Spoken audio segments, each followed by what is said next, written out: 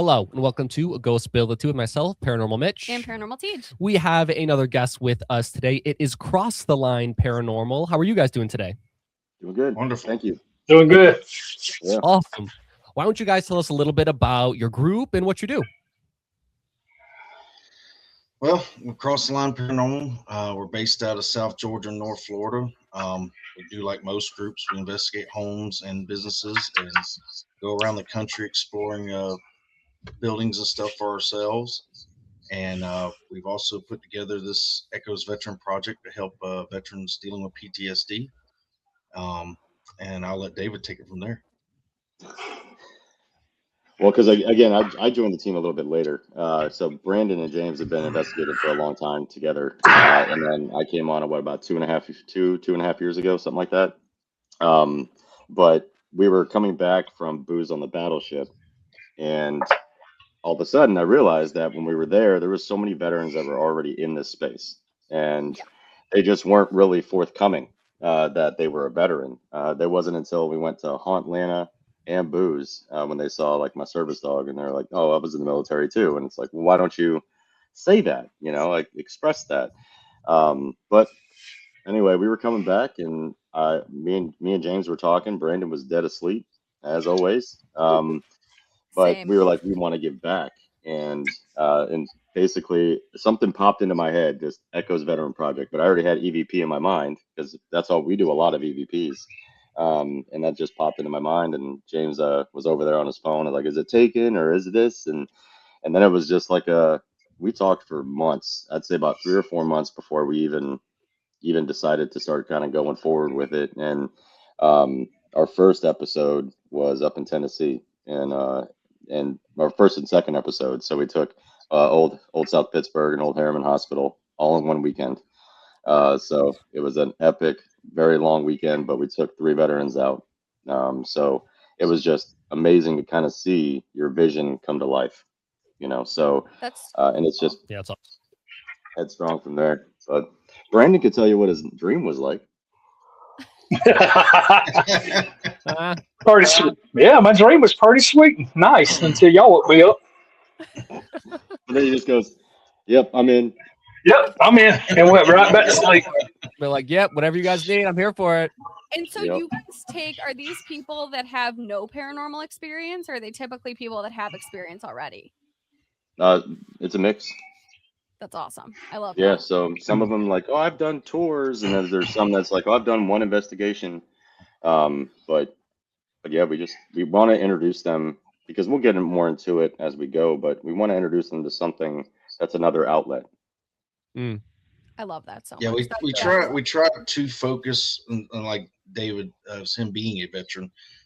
We let him vet the vets, and we do try to focus on ones who have not done any experience, have prior experiences. They may have had experienced something growing up and stuff like that. But as far as going out on investigations and stuff, we try to lean towards the ones that have the least experience. That way, to us, they get the most out of it. Right. As far as And then because they we can go on their own if they want. exactly because we on each episode we do a pre-interview with them, then we go through the investigation with them, and then we do a post-interview afterwards, and their reaction before and after just is amazing to see their wall come down and how they're just blown away and they want to do this again, and just all that. It's amazing. It really is. That is so awesome. Yeah. One question I have, because we do locations and haunted objects, but one thing I've noticed, time and time again, so many people that we run into in our community are veterans. And I've always wondered, why do you, like, in your opinion, why do you think so many veterans are drawn to this field in general?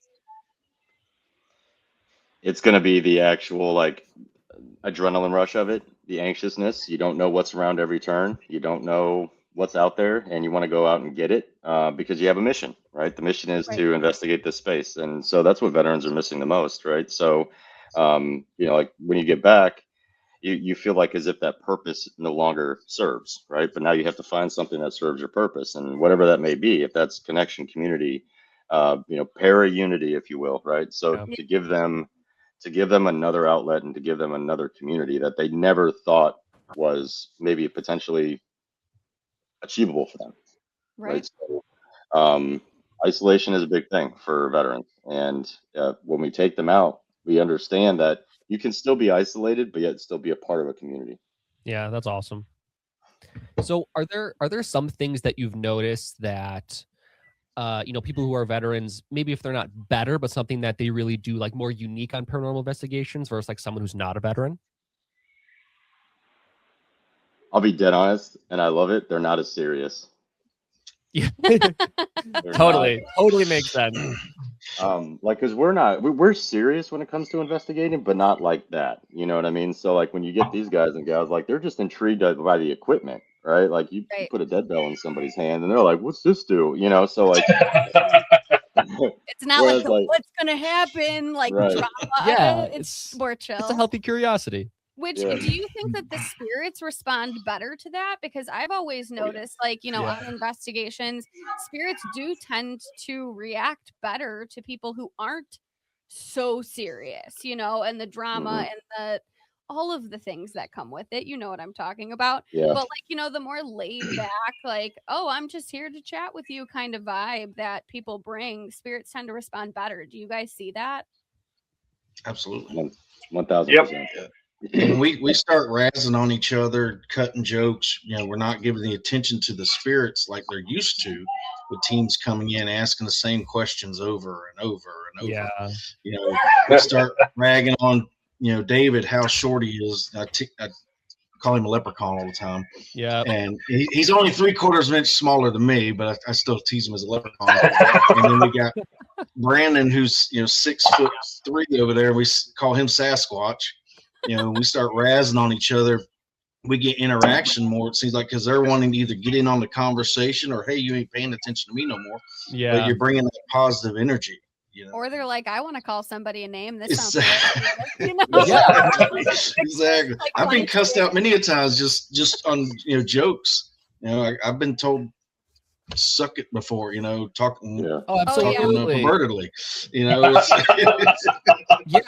We have a lot of haunted objects at our house, and I've been told that I wear bad clothes. They call me bald all the time. Yeah, the bald. That's the new one. They're like, well, you don't have hair, and I'm like, I'm aware of that. 8-year-old, and they're like, wow, what's that like? And I'm like, this is brutal. Mitchell, you don't look good in yellow. You don't look good in yellow. I'm like, all right, fine, got it. Point taken. But it's funny because me and James were doing a TikTok at Laura's cottage, and we were just kind of like just setting up, having a good time, and it was one of those like that TikTok that went around for a while. Jimmy has 2 apples, like that. Yes. Yeah. Well, we were doing that, and we were running a recorder while we were doing that, and we caught an EVP that says, "Don't do that," just like that, like So it was, but again, it goes back to it. It's like if you're not. Take it seriously, but not to the point to where you're going to be taken as unserious, right? So like we can read through that. We've been in this field long enough to know, like, okay, this is going to be a terrible episode, or this is going to be terrible. It's just because they're not living who they are. Yeah. Well, and I think, like you mentioned, a really good point. And I think the spirits we interact with can, I think, see that too. It's that authenticity because they're piece they like. Yeah, that. they've they have people visiting them every weekend and all this kind of stuff. How did you die? All this kind of stuff. And then when something else refreshing comes around, they're like, "Oh, this is going to be a great time. These guys are great." They're like, "I'll game on." Like it makes sense. Like it's great. Yeah, I absolutely agree. I know you mentioned it a little bit, but tell us a little bit more about you feel like the impact that this has on veterans. I know you mentioned the community part, and that's incredible. What other changes have you seen in people either before and after investigations or after a longer period of time, if they've gone on multiple? How much has this helped them? Well, David, have you? I mean, I thought we were going in the circle, so that's why I was like. From my. Oh, go ahead, Brandon. Sorry.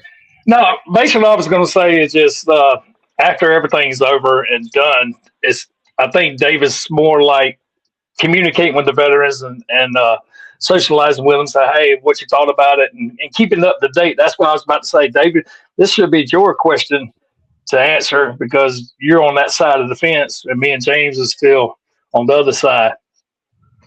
Well, I think the biggest thing here is like it's creating that, right? We still have chats with every veteran that we've taken out, Oh, besides cool. one because she doesn't like chats. She hates it. She's like, okay, this chat's over, bye. And then she Yeah. but yeah, well, I mean, because again, I mean, these boys are a part of those chats, and they're in there still. They send us stuff, they talk to us, they do that, and I think that right there is the mission complete, right? Like we want them to be outspoken, we want them to talk, we want them to be engaged, because the moment that somebody pulls back, that is when you start to kind of worry, is because they go into that self-isolation, self-sabotage mind frame. Because again, out here in the civilian world, it sucks. I mean, let's just be dead honest. And I was very fortunate when I got out. I worked for a veteran service organization full time. So that transition for me was it was easier, right? It wasn't easy, but it was easier because I was around veterans all the time. But then my wife, who was right, came out and said, you need to find non-veteran friends. And she was absolutely right. So, well, because, in a veteran's mind, we can't get along with civilians because they don't understand us. Yeah. And my pivot point to that is I'm glad they don't, because if they did, we'd all be in the same damn boat and we'd get nothing done, So it's just like a great example. James is a mechanic by trade. So if I have an issue with an engine, I'm not a mechanic. So who am I going to call? Right. So you call upon people on their strengths. Right? If I need fiber laid, I'm calling Brandon. If I don't, but I'm just saying, if I need fiber laid, I'm calling Brandon. You might. Yeah. But no, I think again, it's like, you can find brothers and sisters outside of the military that you didn't serve with, because now we do serve and we're closer than ever, So, now we're adding Bree to this little fold of like 3 amigos or slash or anything. She's been with us since day one, and so I think that with her coming on and doing some of these podcasts to get better at it, you're gonna see that she's there for us just as much as we're there for her. She's like a little sister to us. Like we give her so much shit. I'm not even kidding. Yeah. But that's our little sister, right? So, but I give these boys so much, but I expect it back. So like it's not one of those like where it's just one-sided, So I don't know. It's interesting because I find that veterans, when they find people that they can be themselves with, and they don't have to live this veteran mask, like that they have to constantly wear. I'm a veteran, so I better act like a veteran when they're around other veterans. Like my mask comes off. Like I'm not like, cause when I met James for the first time, he was like, "Oh, so you're a veteran?" I said, "Yeah." He goes, what branch? I said, "Air Force." He goes, "Oh, cool. Can you help me start setting up the cameras? We're gonna put cameras up here." So it wasn't a big deal. We got stuff to do. Let's get on it. So that's how I knew. That's how I knew I was gonna be, because again, when you get around other people and they find out that you're a veteran, or you've been in combat or have seen some stuff, they're automatically going to think that like, oh, this dude's absolutely nuts. But we're some of the most kindest, gentlest people you'll ever meet. For sure. So yeah. See, and we met through TikTok of all places. There you go. I have one of my best friends on TikTok. I get it. He put out a little sad video. There you go. We actually before I get into that, we actually started conversating back. He used to debunk. He would debunk a lot of videos and under Warrior Paranormal, and so we would I'd comment on some of his videos and we'd chat back and forth that way. Well, then a little while later, he put out this little sad video about being ghosted. Wasn't that sad? And he had some tears coming down his eyes while he's staring out a window, and he was ghosted by ghost hunting teams that he reached out to. He lives in St. Augustine, and in the neighborhood. And so we had an investigation coming up at the old Hamilton County Jail, which wasn't that far from him. And so I was like, you know what? Let me reach out to this guy and see if I can stop his tears and sorrow, put a little joy in his heart. and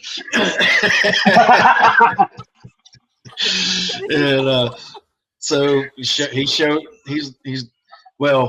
he told me later, I shot him an invite. Before he answered, he went and watched every one of my videos on TikTok and studied them hard.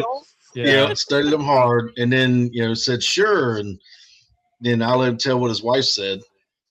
Yeah. Well, What'd she say? I got the message from James, and I would go to my wife. I said, "Hey, babe, I'm gonna go on in this investigation because I brought the family with me. They stayed at an Airbnb while I did it. We did a 2-night investigation." I said, "Yeah, I met this guys on TikTok, and we're gonna go investigate." She goes, "You're gonna go to a haunted location with people you don't know out in the middle of nowhere." I said, "Yeah." When you put it that way, Yeah. it sounds bad, but that is exactly what we do. I'm like, yeah, I'm gonna meet this stranger in an abandoned building. Like, it doesn't sound Yeah. good. I get it. This is exactly how we met some of our closest friends, But and it doesn't sound good was no matter how you crazy. frame it to somebody. Everybody's like, what the hell are you doing? Yeah. You know? Yeah. I met this stranger on the internet, and we're going to go to this haunted location. Yeah, Taylor just comes up to me and she goes, "We're going to drive 8 hours and spend an entire night with people we've never met in a super haunted place." And I'm like, "What are you talking about?" Worth it. It was worth it. It worked out great. Yeah, I think because again, it's But like these still, are my best friends. Like I have brothers I served with. They're still very good friends, but it's like I don't see them every day. course. And I don't talk to them every day. With these guys and gals, I do.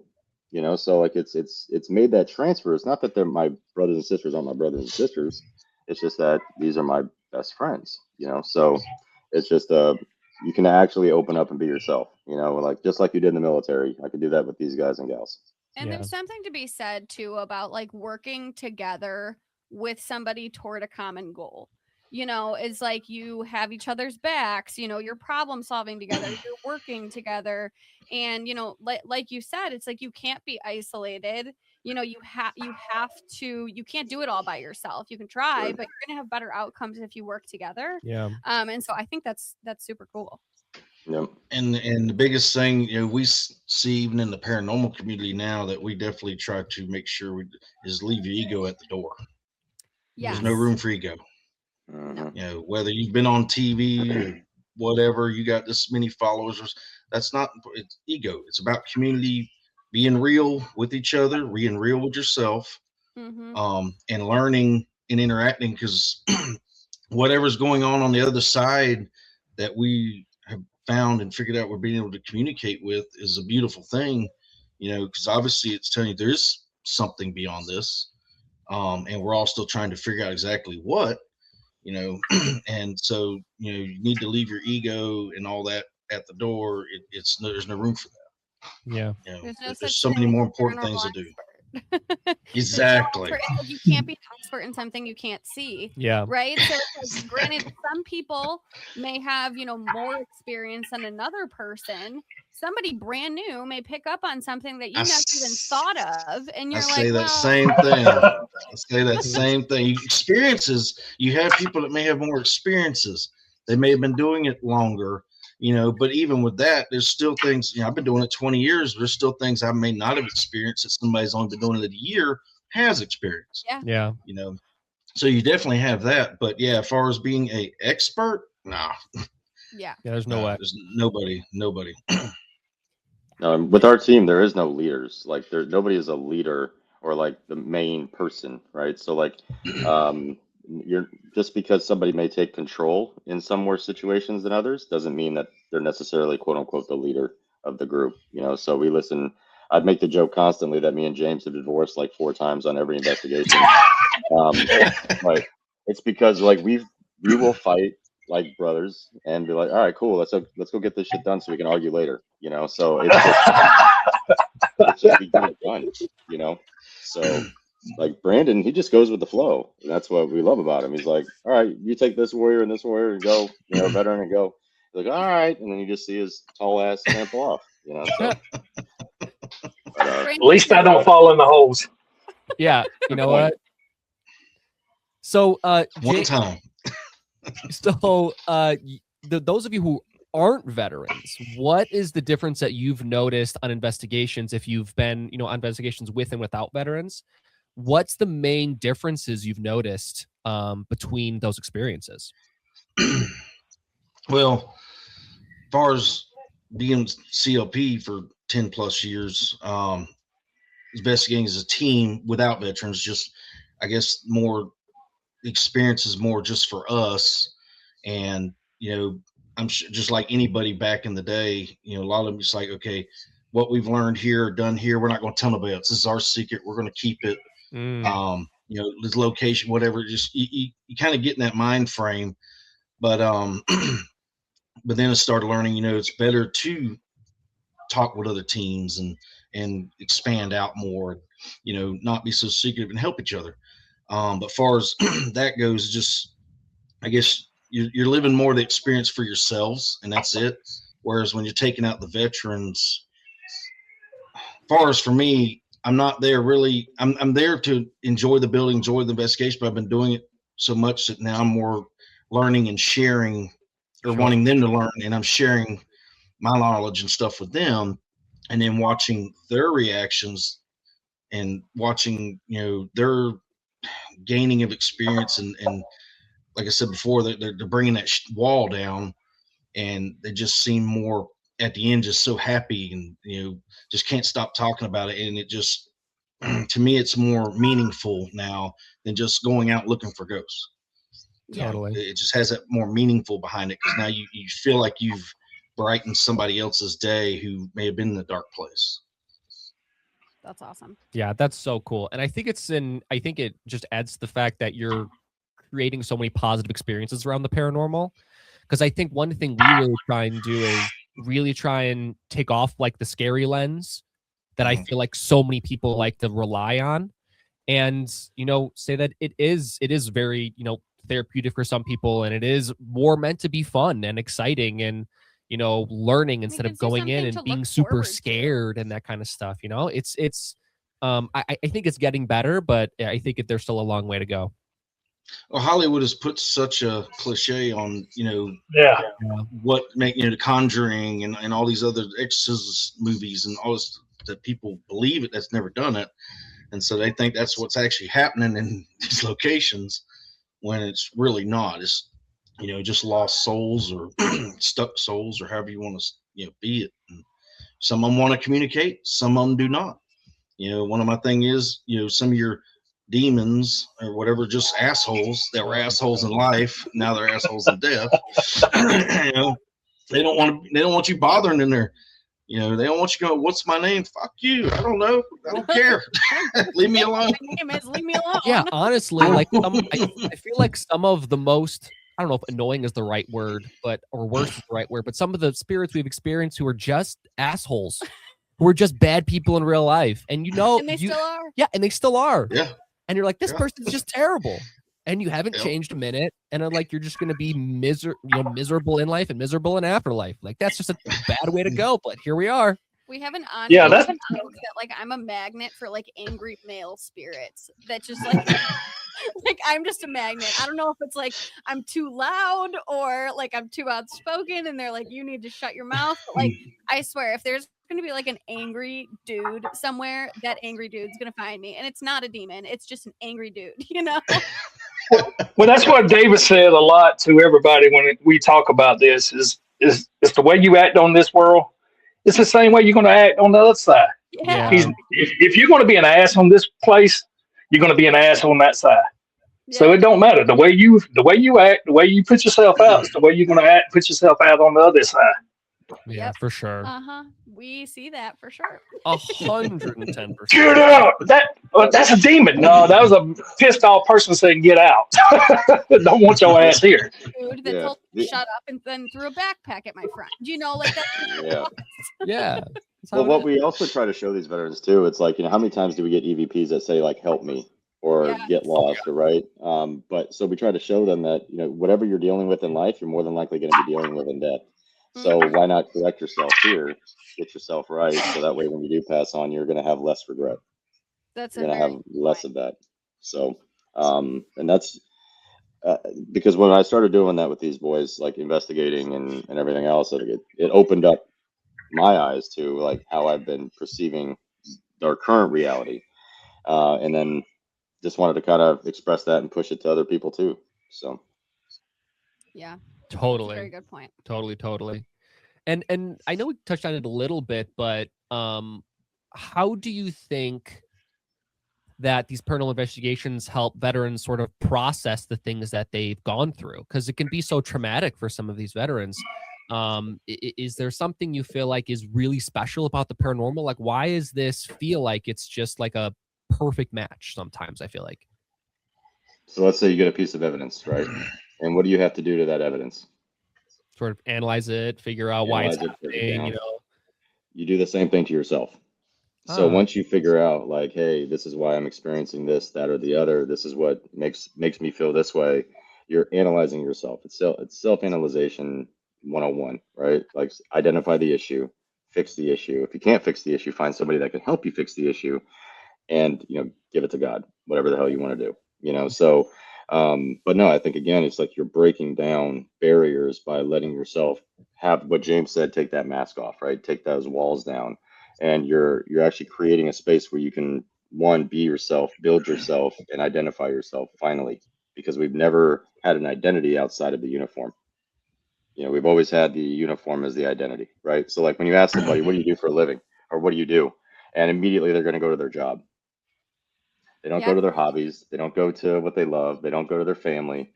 Like, what do you do? Well, I like taking my wife, kids to the beach, or I like doing this, or I like, so they immediately go to what their identity is now, meaning that what they do for work, and that's not their identity. Yeah. And, I think too, that fight or flight piece, like when you're in the military, you're in this like kind of state of like fight or flight survival mode all the time. And to come out and not have that, like being in fight or flight all the time isn't a good feeling per se, but your body and your mind get so used to being in that state that like having, a sense of control over that a little bit, where it's like, sometimes in an investigation, like your adrenaline is going, but like it also comes back down. I think, there's something to be said about that too, where it's like you can't go from fight or flight mode all the time to just like coming home and everything's great and you're feeling perfectly fine. Like your body and your brain doesn't know what to do with itself. And it's the Right. same for trauma too. We just had an episode about trauma where it's like when you're in like go panic mode all the time, you can't just turn it off. So, I think the paranormal gives kind of like a sense of I can still have a little bit of the thrill that like keeps my body going. And there's something to be said about that too. Yep. No, you had the haunted therapist on. Yeah. And Brent, she's amazing. I love her. He's awesome. So great.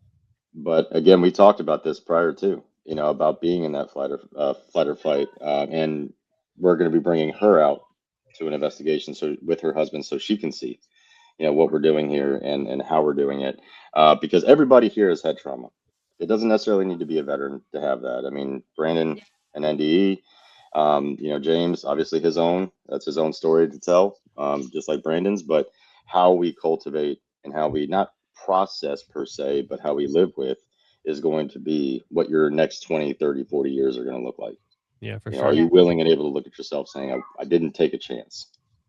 Yeah, for sure. And I mean, I've experienced a great deal of trauma. And I will say, like, since being in the paranormal field, I'm in the best spot I've ever been in my entire life. And everybody thinks like, oh, the paranormal is going to be this big, scary, horrible experience. How do you do that? Right. I'm actually in a better spot now than I was before. Trust me. When I had nothing to do and I'm just sitting around thinking about it, it's like, it has been a significant change for the positive. I'm not, running away from ghosts and screaming and having a miserable time by any means. Like I feel very rewarded by this work. And, I think it can be anything, right? Like, but everybody needs something that they can look forward to. I think investigations are great because it's like, I know I have one coming up in 2 weeks. I have something to look forward to. I may be having a shitty 2 weeks, but like at the end of this 2 weeks, I go and I get to see my friends and I get to do something fun. And, I get to get out of myself and help a spirit that may need help. And I can't be in my bullshit and help that spirit at the same time. I have to, be present for them in that moment. And so that's important too. Have you ever run into any spirits who are veterans on your investigations and been able to support them differently than like somebody like me could? Maybe not support, but was it Old Harriman? We did an EVP session, and we did get back one that said that they were in the Army, and so I think it's also too it kind of sets a tone that you don't forget what you did or who you were in the afterlife, right? So it shows veterans that you're still going to more than likely take your pride with what you did to the afterlife, on your next journey. But I mean, we don't really know how we support them, right? I'm of the belief, this is just my own personal belief, is that whenever we do investigate, the spirits are taking something away from us that we've been holding on to. Yeah. So like, that's why you feel like some investigations you don't have a paranormal hangover and some others you do. Mm-hmm. And that the spirit saw something in you that they took away. You always feel lighter, right? You're actually able to sleep after an investigation, after a paranormal hangover. So except for James, we don't allow him to sleep at all. He's the driver. So That's me. Yep, Mitchell does that. I just sleep the whole time. Whole time. Driving Miss Daisy's. Yeah. I Funny. think sometimes we don't realize how much we're helping these spirits either. Like, I think, they a lot of times, may feel forgotten about. They're in an abandoned location that, like, they are just kind of doing their own thing, and it gives them a sense of being able to be present. And it's just like, somebody heard me, somebody heard my voice, I think is very, very powerful. Even if we don't feel like we're doing anything, just being heard. Everybody wants to feel heard and feel understood. And just being there and being somebody that walks in and shows that you care. And like, you guys were saying, like, you joke around on investigations and you have fun. Like, that exposure to fun, I think there's something to be said about, because how many people go in and they have this, like, interview style, tell me how you died, tell me everything horrible that's happened to you, tell me about this location. When you go in there with, like, lighthearted and you're laughing and you're goofing around, it's like, that's very refreshing. If you're on the other side and you haven't had exposure to just like nonsense in a while, like, that can be very healing. Oh, very much. And we've caught laughs on EVP too, so like it's because they're laughing at us, or like James made a comment, like in, let's just say, a cuss word in Spanish. I can't remember what he said, but then we caught back in EVP that was laughing, so I think, again, the spirits actually embrace the moment too. Like, they laugh, they have emotions, they have good days, bad days, just like us. Yep. So, absolutely. Brandon ran into one at Penhurst down in the Mayflower basement. So, I mean, it's like they have good days and bad days. They definitely do. Yep, that was a. Tell us about it, Brandon. Yeah. I was just taking me a swig. Yeah, we was down there in Penhurst, down in the basement, and David James is like one end of the tunnel of the entrance coming into that area, and I was down there on the other end that's basically blocked off with a bunch of desks and all kinds of objects down there, cabinets that you couldn't really go through no more. And we've been hearing footsteps, seeing flashlights down the other hallway, like shining off the wall, and we was communicating back and forth to another team members up top. And it wasn't them because they was too far away. What's that? Another building over. Yeah, another building over. So I came closer just to get the more action, trying to figure out what's going on, what they're seeing, what they're hearing, because all I see is just lights moving around and them hollering, "Who's that down there?" And I ran down there. As I was running down there, and we were sitting there talking, I started feeling pressure. It felt like more people was like putting their hands on me or sitting on top of me, pushing me down. Bunch of sadness. And I never adapt to it. But that day really opened my eyes and started slowly generate what's happening to me.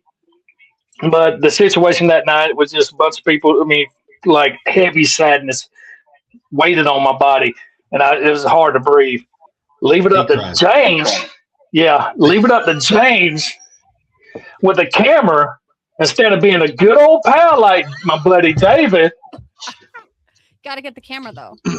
Got to capture. To ask me if I was okay, and I wasn't, because at the time,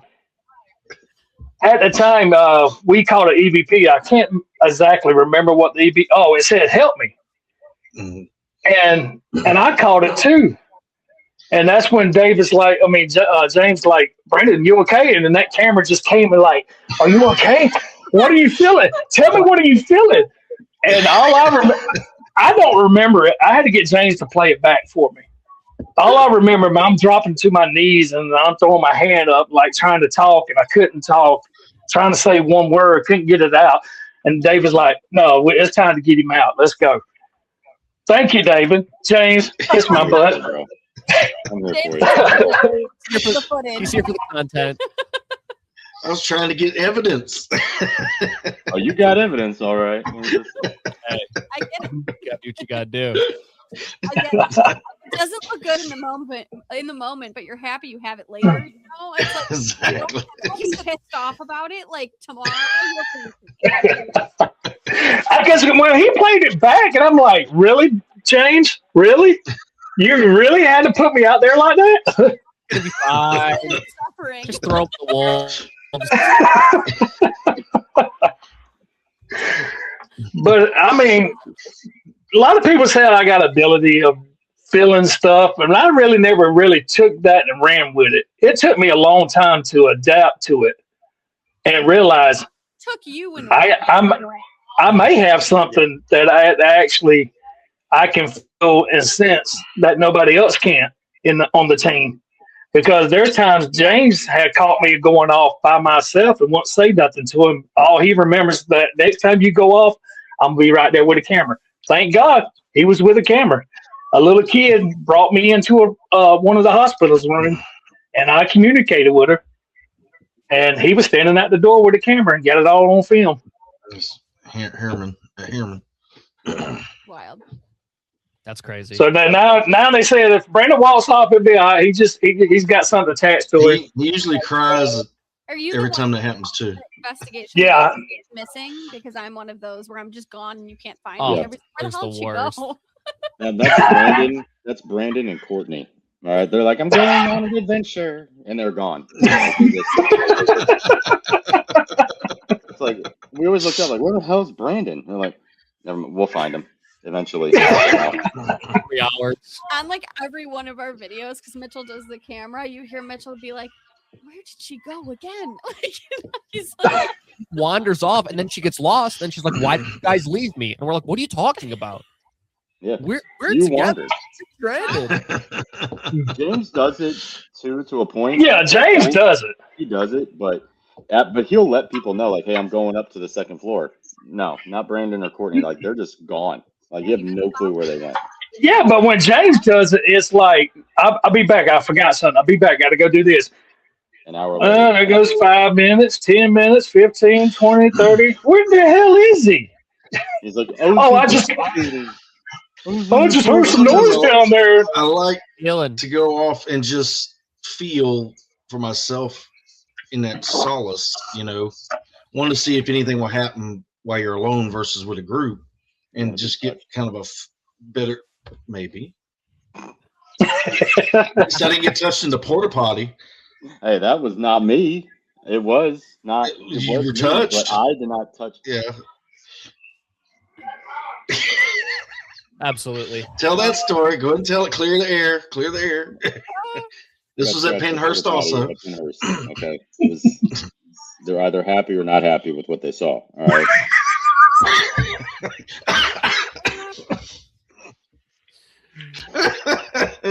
I'm gonna go with the latter.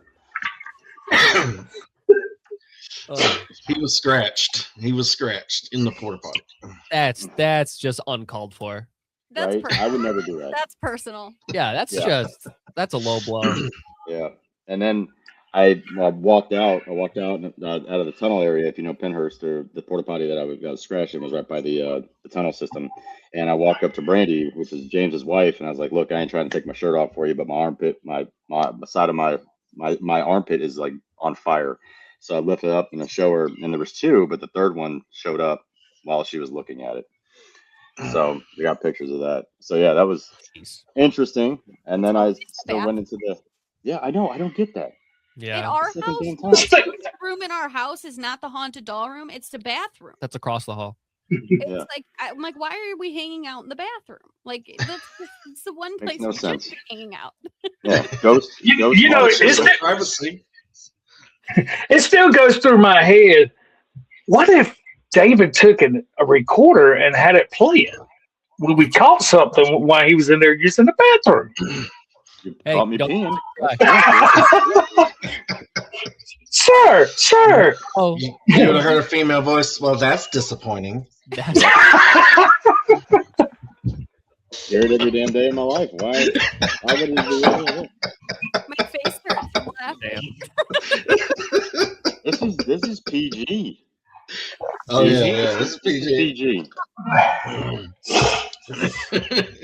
There is nothing PG about any of our content usually. So we're Yeah. We're just trying to be respectful people in front of everybody. See, my thing is I always try to be respectful, but like I have a couple spirits that say things that are like Not respectful. they're so bad. They're so like, well, I don't filter evidence, so this is what you get, and it's awful. But here you go. You know, I'm like, we're like rated R. You know, Yeah. NC-17 That's here. important. You're keeping So, it. You're okay. keeping it real. You know. For real. That's Yeah. big, important. Keeping it real. their words. Yep. There was.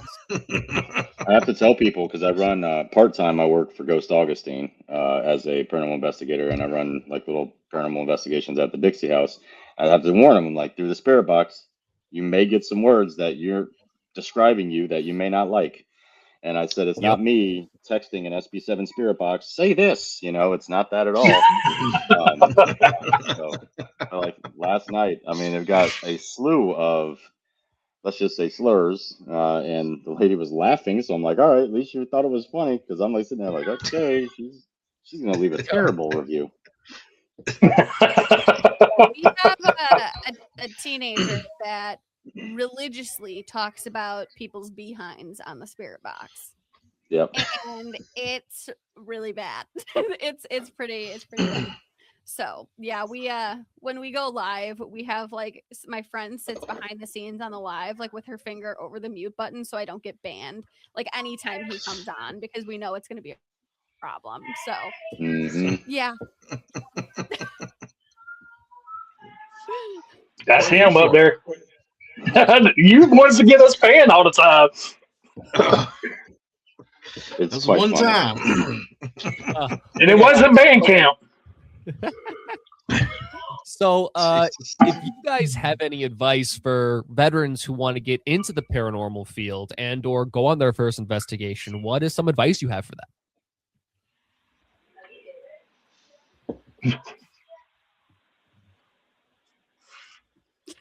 Go ahead, Dave. Look, all I'm saying is just try it once. Try it once, and you'll kind of see what we're talking about. Because again, it's like I do use it is a form of therapy. Now, whatever therapy you get out of it, that's on you. So whether that is like you trying to find out if there is something else, or you trying to find yourself, but we're of the belief that you can truly find yourself in some of the darkest places, and we'll go there with you. I think that's the whole point of this whole thing, is that we have done this for a reason. We're going to take you to probably some of the darkest areas of not only the location, but yourself, and then try to bring you back, So, yeah, just do it once. I love that. Awesome. I love that. Great. So you don't even I would add to. just go. Oh, I'm sorry. What was that? You don't even need to like believe to do it. Just try it. Yeah, just go. And it's Yep. just once. You got nothing to lose. Yep. Sorry, James, go ahead. Yeah, and the simplest things, like most people get their starts. I mean, you could go to a cemetery. You could keep it simple. You don't have to buy all the gizmos and gadgets. Just use, I mean, voice recorder, or the voice app on your phone that you can record with and listen back, and just keep it simple. And then just feel the environment, with your body and all.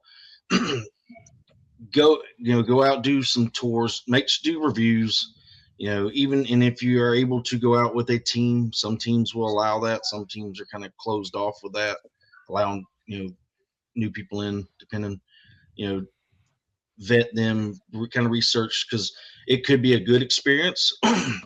Depending on the people, it could turn into a bad experience and you never want to do it again. Yeah. And it's not because of the paranormal side of it, it's because of the people you went with. Yes. Mhm. Human You error. know? So, and like David says, veterans trying to find civilian friends. I wholeheartely agree with that, seeing like how we are, but not every civilian can handle veteran jokes and stuff like that. That's, I'm fortunate. Most of my family was military, so I grew up around the jokes and everything and able to, dish it back that way. Not everybody can understand the dark humor, and they get easily offended. So you gotta have to be careful with that. But same note, it is a good thing if you can find those type of people. Amazing. That's Yeah, awesome. And just keep an open mind about it too. Don't go in thinking you're going to get something. Like David always said, and I'm taking that and I'm running with it. It's like fishing. You're going to catch something. You're not. One day you're going to catch a pile of stuff, fish. Next day you're not going to I catch a pile of always fish. said that. Oh, that was it. I still like David. David's my buddy. Wow. Just Love you, stamp bro. that credit. Love Yeah. Guess you're pushing me off the battleship too, huh? Yeah. I think Oh, that's so. right. If y'all want to buy tickets, I'm selling tickets to get for James to get pushed off the battleship next weekend. Ooh. So maybe for y'all, I can cut a deal. Yeah. Well, I think too, Pop. Half go back to price. this one statement is that because I leave it in my email section, but everybody's haunted by something. So it doesn't necessarily mean you have to be a veteran or a civilian, whatever. Everybody is haunted by something, and if we can understand what the hauntings are, we can actually build a community that's worth being haunted.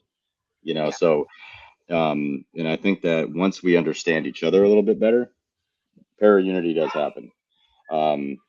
Now, with that said, is that you want to try to expose people to the most positive side of this thing, because like James said, Hollywood and YouTube has completely fucked over the way that people go into these investigations, thinking that you're going to be Sam and Colby or in Paranormal or all these other ones that are.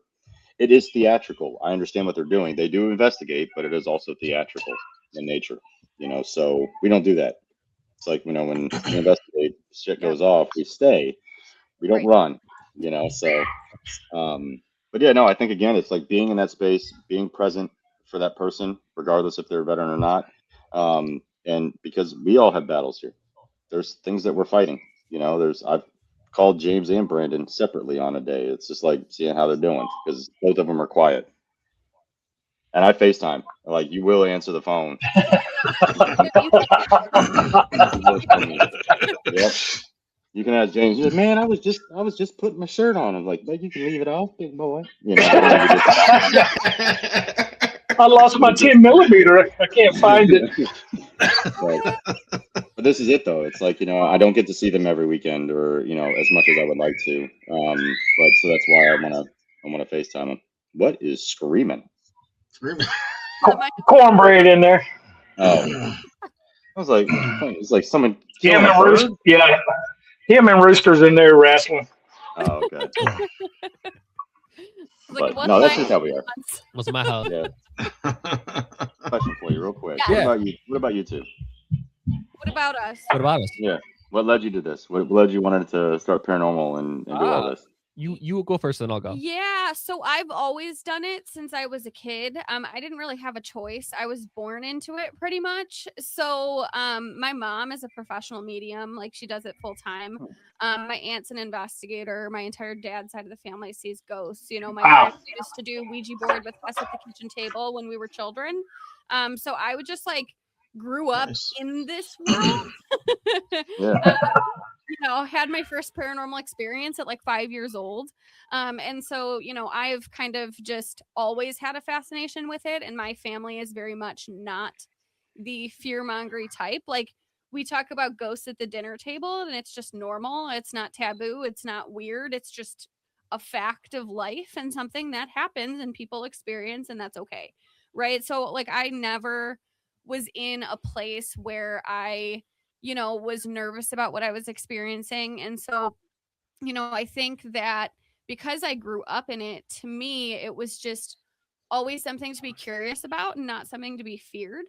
And so, I did locations by myself when I was like 13. Like it was just a part of what I did. And so, Haunted Dolls was a natural next step, in the process. And I really fell in love with like the haunted objects angle of things. I really think there's something to be said about the difference you can make with a spirit when you're working with them long term. That is very different than a location when you live with them day in and day out and you're working with the same one.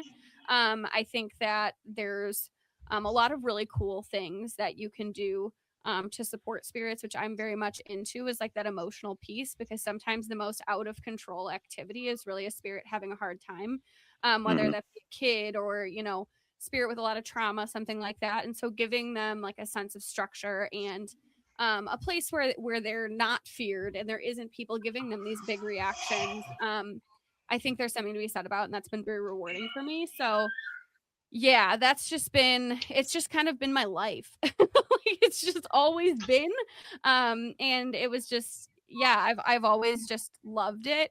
And it's one of those things, it's like, for 25 years, I've been learning things about spirits, and I've never stopped learning. It's like there's always something new to learn, and there's always room to grow, and things to improve on, and ways to improve your skills. And for me, that's very rewarding, is that there's no end, because I'm somebody who gets very bored with things very quickly. So I have a hobby for a year and then I quit.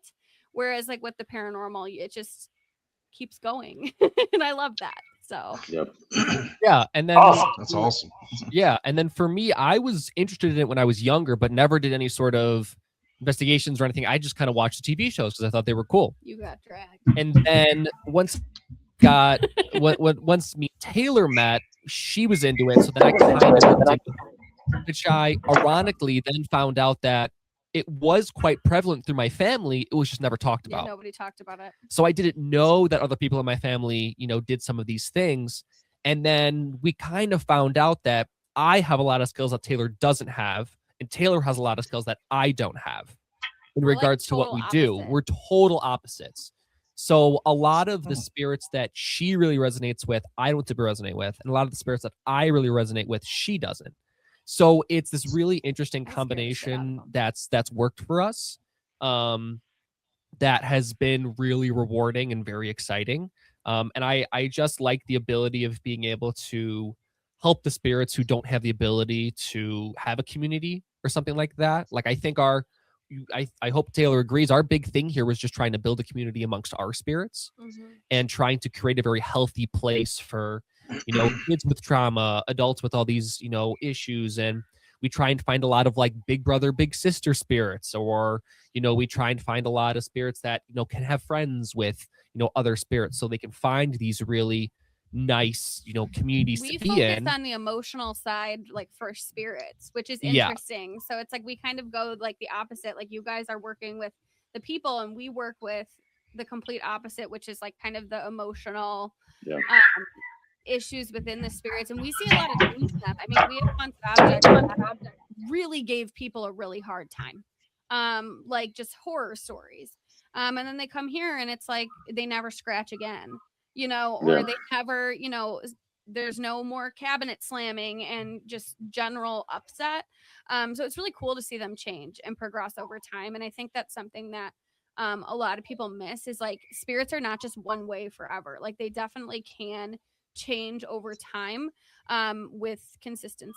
So that's been really cool for us. That's awesome. Yeah, and I think I was really good at, when I was younger, just doing things on the fly.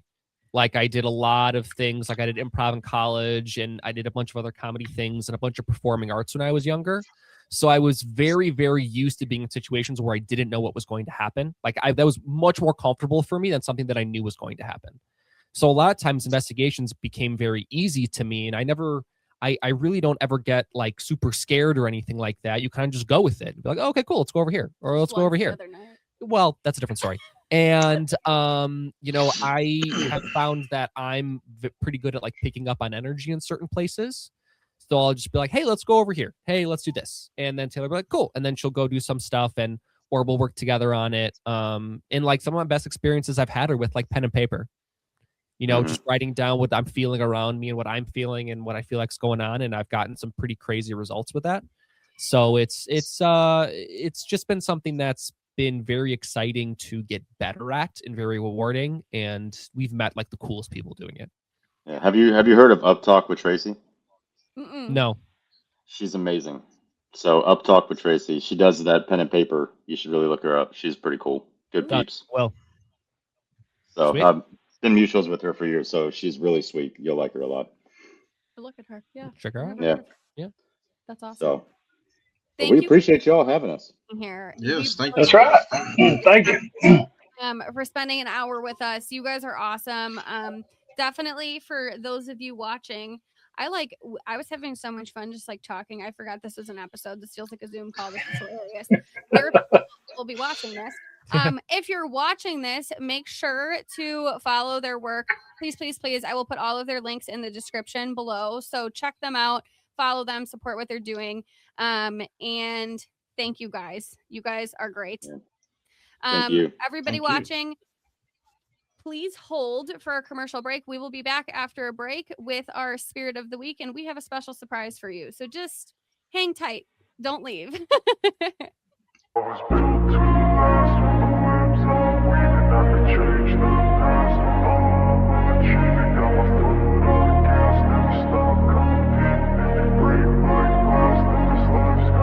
I wanna be the best in the game, invest in my name, check no restraints, I'm obsessed with the pain, I ingest, I retain, assess and I change, possessed by the thought I'll be free one day from society's restraints, money, clout and fame, mud, disease, a plague, we all love to hate, have to play the game, have to make a name, all our insecurities are on display. This is war with the enemy, think that it was meant to be, living in a time where disease is on every screen, I won't let them fester me, I know most are festering, negativity is a plague for the mentally weak, no mercy, all I got is working, never stop searching, never quench the thirsty, I'm toxic and psychotic, with this logic, you can't stop it, it's been chronic, since I was a boy, so neurotic and chaotic, built to last with the webs I'm weaving, I could change the past with all I'm achieving, got my foot on gas, never stop competing, if you break like glass, then this life's gonna eat 'em, make mistakes real fast, then you learn how to beat 'em, if you take off the cast, you can see all the healing, if the pain's in the past, move on from the grave and put your foot on the gas. Hello and welcome back from our commercial break. We have a very special Spirit of the Week this week. Taylor, why don't you tell us about it? Our Spirit of the Week doesn't live here.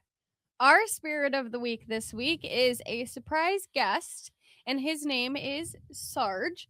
His spirit keeper is Shane from Green Mountain Paranormal. I did not feel like it would be the right thing to do to have a Spirit of the Week come on the veterans episode who wasn't a veteran. And we do not have anybody here who is a veteran, but our friend Sarge, who is our Spirit of the Week, is a Vietnam veteran. And I am going to turn it over to the video that Shane recorded about Sarge to share with all of you. Hey everyone, I'm Shane with Green Mountain Paranormal Investigations. We primarily do residential cases all throughout New England, helping families. This past December, actually, is when I adopted my first vessel. His name is Sarge, or he goes by Rodney too.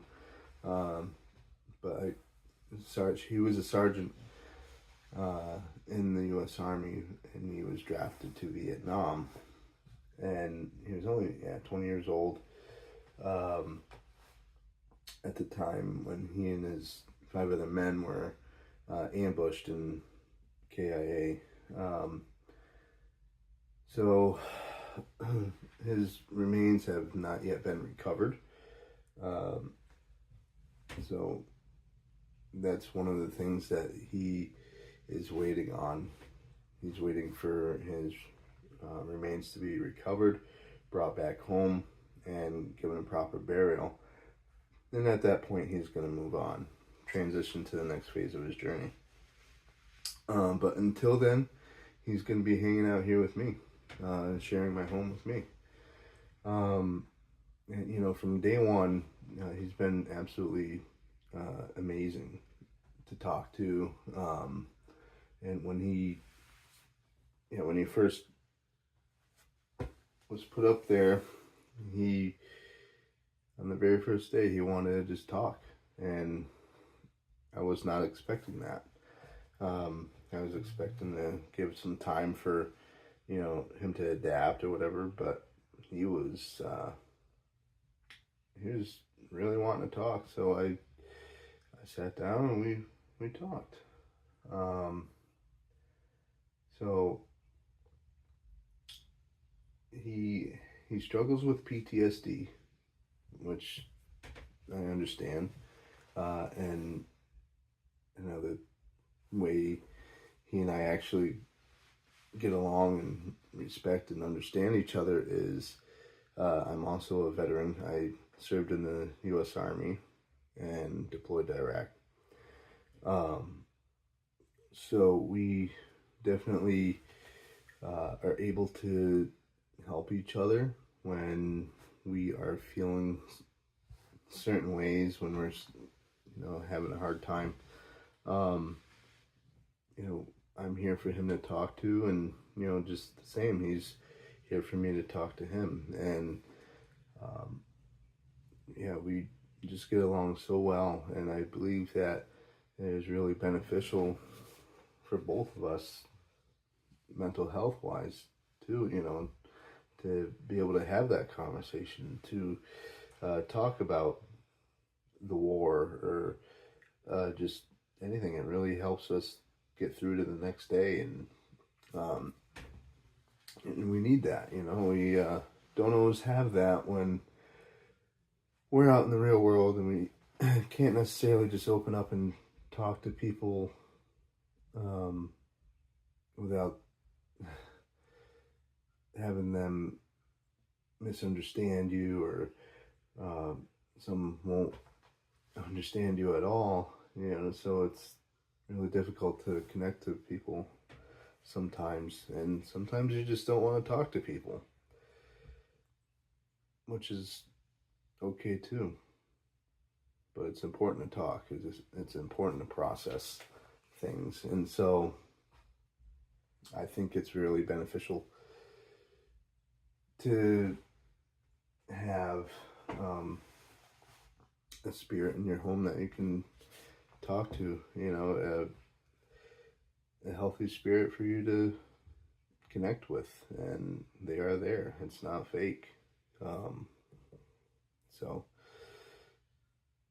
that's him, that's us, and I'm pretty sure I can speak for everyone here that's watching. Sarge, we all appreciate you for your service and your sacrifices, and thank you for sharing my home with me.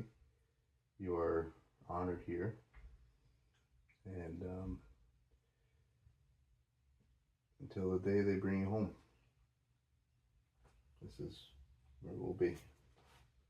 All right. So that was our spirit of the week, Sarge.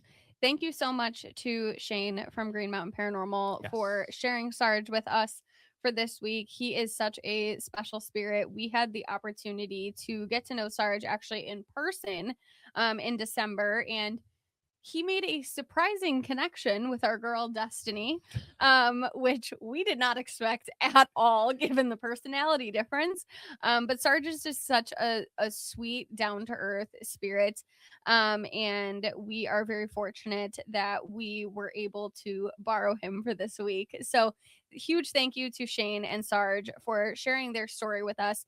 It is a deeply personal story and a deeply personal relationship. And so I think, the point of this episode, right, is that in helping spirits, sometimes we also, help ourselves along the way. And I think there's something really beautiful to be said about that from both the spirit end, because they're getting to connect with people and we're getting to support them. But a lot of times they support us even more than we could ever imagine doing for them. So, shout out to all the spirits out there who are doing that and allowing all of us to be a part of their journeys. So we would also like to thank Cross the Line Paranormal / Echoes Veteran Project for coming on and sharing what they do with us. I think that is a very unique, special experience that they're creating for veterans. And so we thank everybody for their service. And you out there watching, if you are a veteran, we want to thank you as well. So thank you for joining us today for this extra special episode of Go Spill the Tea. And until then, we will see you next time. Bye, everybody. See you next time.